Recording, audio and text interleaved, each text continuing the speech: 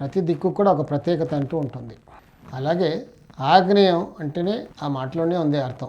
అగ్ని. మనం ఎక్కడ ఏదైనా ప్లాట్కి కాంపౌండ్ వాల్ కట్టుకున్న తర్వాత అష్టదిక్కులన్నీ అక్కడే ఉంటాయి.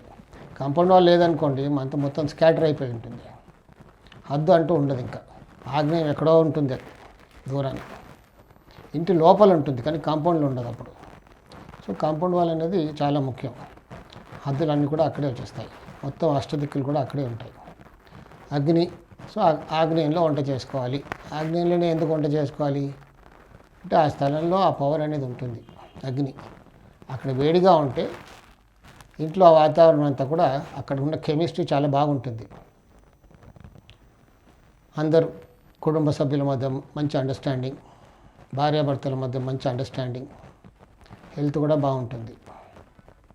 ఆగ్నేయం ఏమైనా దోషపూరితంగా మారితే మాత్రం